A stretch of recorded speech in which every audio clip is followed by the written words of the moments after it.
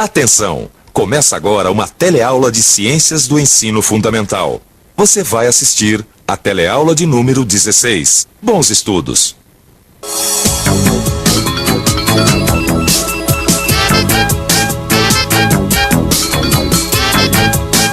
Oi, pessoal. Como foram as suas observações da Lua? A gente não esqueceu não, viu? Na nossa última teleaula, a gente combinou que todo mundo ia observar a Lua e anotar as fases dela no céu. Nós conhecemos melhor a Lua e aprendemos as suas 4 fases. Lua cheia, minguante, nova e crescente. E também vimos o que é um período de lunação. E que a Lua funciona como uma espécie de relógio natural para a gente aqui da Terra. Ô Alberto, escuta, por que a Lua muda de aparência no céu durante o mês? Eu já entendi, né? Depende da posição da Terra em relação ao Sol. Agora, me explica uma coisa. O que acontece quando às vezes fica tudo escuro? Entendeu? Assim, durante o dia, parece que o Sol sumiu. Eclipse, Maria, é o assunto da nossa teleaula de hoje. Hoje nós vamos entender o que é um eclipse, ver como devem ser as posições do Sol, da Lua e da Terra para que aconteça um eclipse. Vamos aprender o que é um eclipse solar e o que é um eclipse lunar. Vamos acompanhar um eclipse solar total e ainda entender por que é tão importante que o homem estude esse fenômeno natural. Foi no dia 3 de novembro de 94, lembram? O último eclipse total visto no Brasil antes do ano 2000. Foi impressionante.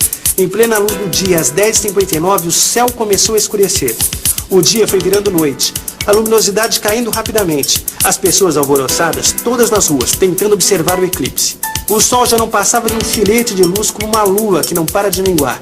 De repente fez-se noite, uma noite sobrenatural que durou poucos minutos. O sol logo voltou a aparecer com toda a sua luz e calor. Incrível natureza, não é mesmo? Escuta, você já viu um eclipse? Já, mas não inteiro. Eclipse? Eu olhei com um vidro de máscara de solda.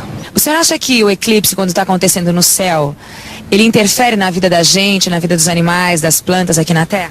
Eu acho que sim. Principalmente na maré, em tudo, né? É uma sensação muito particular.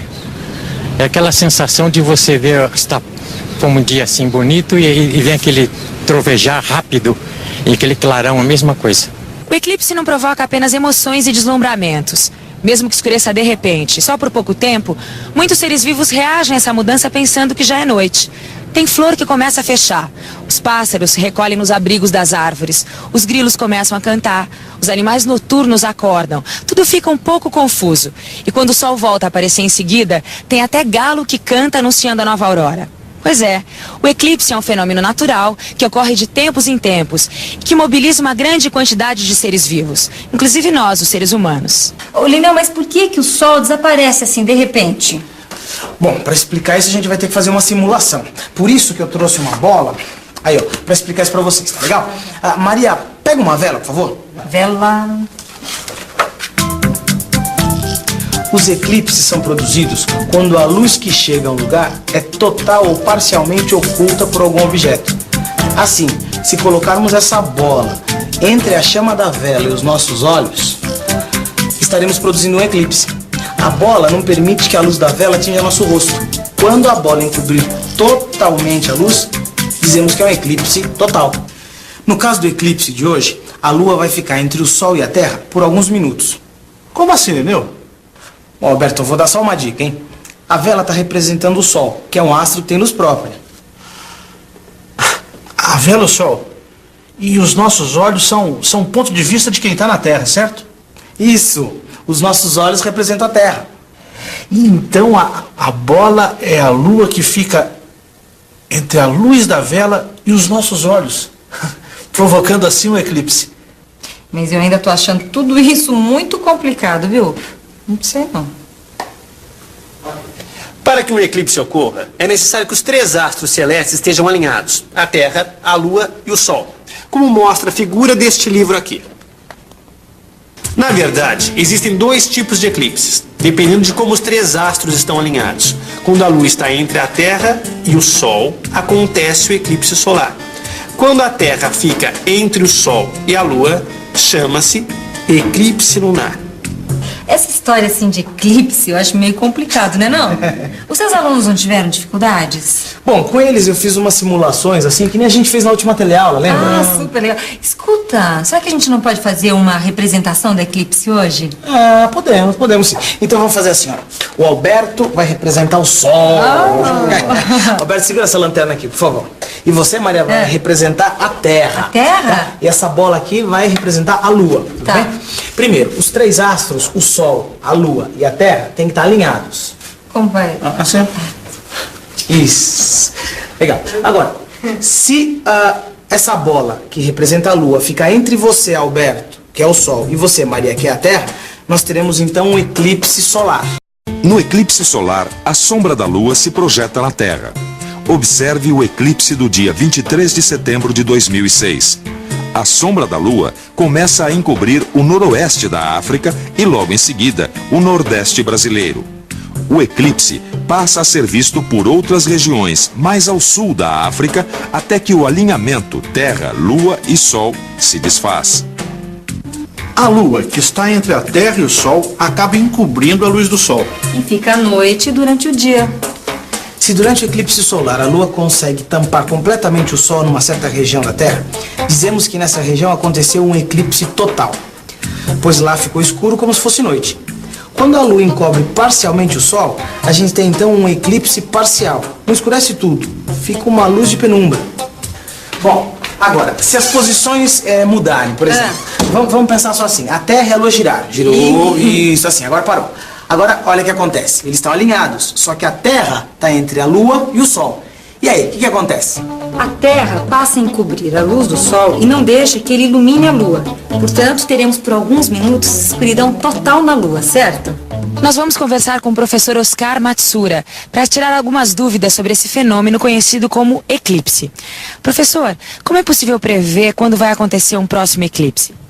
Bem, há eclipses do Sol e da Lua. Particularmente no caso do eclipse do Sol, isso ocorre quando a Lua fica exatamente na linha divisada, obstruindo a chegada da luz do Sol. Então isso é feito através do cálculo da posição dos astros no céu, especificamente da Lua e do Sol. Hoje em dia, através de programas de computador, é possível, mesmo em casa, saber com antecedência quando que vai acontecer o eclipse do Sol ou da Lua. E qual a importância de se estudar, de se pesquisar o fenômeno do eclipse? O interesse grande do estudo dos eclipses solares é porque em pleno dia se torna completamente escuro e isso possibilita a observação da coroa do Sol, da atmosfera do Sol, que normalmente nós não conseguimos ver nos dias normais. A coroa do Sol é um gás extremamente quente, só para dar uma ideia, é da ordem de 2 milhões de graus, e nós não sabemos exatamente ainda qual é o mecanismo que produz esse aquecimento, qual é a estrutura verdadeira da coroa, ou seja, a coroa abriga ainda um monte de enigmas e o esclarecimento é que atrai os cientistas por ocasião de eclipses para fazer esses estudos científicos. Nossa, vai demorar bastante para acontecer outro eclipse total. Mas quando acontecer outro eclipse, o homem já vai ter descoberto mais coisas sobre a Lua, sobre a Terra, o Sol. O mundo vai estar diferente. Ah, mas o eclipse nunca vai mudar, vai ser sempre lindo. E agora é hora da revisão. E atenção, se liga aí que é hora da revisão. Na teleaula de hoje, você aprendeu que um eclipse ocorre quando a luz que chega a um lugar é encoberta por um objeto. Aprendeu o que é um eclipse solar, quando a Lua fica entre o Sol e a Terra, e o lunar, quando a Terra fica entre a Lua e o Sol. Também viu a importância de estudar o eclipse, fenômeno que altera e muito os habitantes da Terra toda vez que acontece. Olá! Antes de acabar esta teleaula, nós queríamos falar sobre um assunto que afeta a todos nós: a água. Quase nunca pensamos como a água que consumimos chega até a gente, ou mesmo o que acontece com ela quando sai das nossas casas. Mas a verdade é que ela percorre um longo caminho até chegar às nossas torneiras. E se não cuidarmos bem desse líquido essencial à vida, ele pode em breve sumir das nossas casas. Para um brasileiro, a ideia de que a água pode acabar parece absurda. Afinal de contas, o Brasil possui uma quantidade de água doce em seus rios que é a maior entre todos os países do mundo. Isso acontece porque a distribuição de água não é bem feita.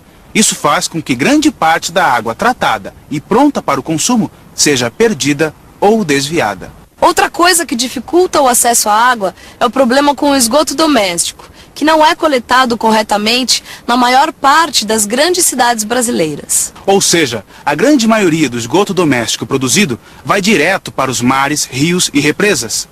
Isso quer dizer que estamos poluindo com esgoto doméstico não tratado as fontes da água que bebemos. Como consequência, o tratamento para se obter água potável fica cada vez mais difícil.